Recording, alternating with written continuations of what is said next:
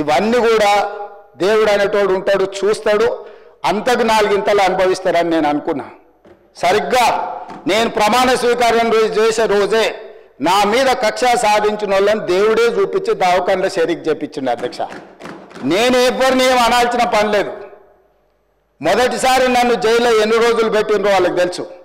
నా బిడ్డ లగ్గం ఉంటే కూడా లగ్గానికి ఇంటరిం బెయిల్ 2 గంటలు పోయి లగ్గం చూడడానికి కూడా అభ్యంతరం పెట్టి ఢిల్లీ నుంచి న్యాయవాదులను తీసుకొచ్చి ఇక్కడ వాదించి ఆయన బిడ్డ లగ్గపత్రిక రాసుకోవడానికి కూడా వెళ్ళడానికి వీల్లేదు అని చెప్పి కోర్టులో వాదించిన వాదనలు అక్కడ ఉన్నాయి అధ్యక్ష.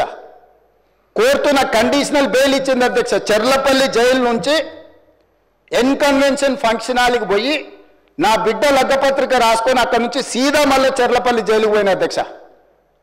రాజకీయ కక్ష సాధింపు మీద నాదా? నా బిడ్డ లగ్గానికే పోకుంటే నన్ను అడ్డుకున్నా ఎవరికైనా అధ్యక్ష, మన పిల్లల కంటే మనకేముంటుంది అధ్యక్ష ఈ భూమి మీద? నా బిడ్డ లగ్గానికి లగ్గపత్రిక రాసుకోవడానికి కూడా అడ్డుకుంటే కూడా నేను మిమ్మల్ని ఏమనలే.